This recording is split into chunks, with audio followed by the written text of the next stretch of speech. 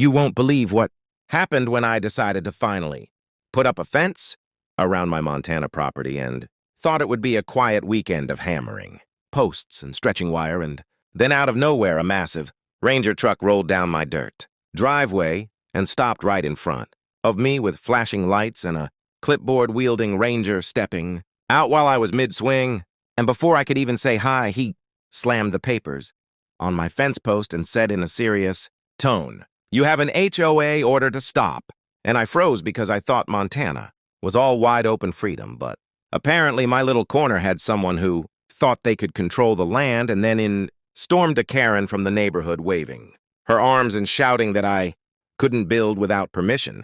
like she was personally protecting the sacred HOA rules, while I just smiled and calmly explained that I owned the land outright and had every legal document needed, but she ignored me and kept calling the HOA, threatening fines and ranting to anyone who would listen like a tornado of entitlement, and the Ranger just stood there silently reviewing my paperwork before looking back at Karen and saying, "Everything here is in order, sir,"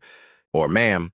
and Karen's face fell like someone had pulled the rug out from under her feet, because suddenly her authority meant nothing, and all the neighbors who had peeked out of their windows were now grinning as I continued building my fence while she stormed off, muttering threats that would never materialize. And as the sun set over my Montana property, the fence finally complete and standing tall, I couldn't help but think this land is mine. The rules are mine to follow, and if you love wild HOA Karen revenge stories like this, make sure to subscribe to the channel, because trust me, the best chaos is yet to come.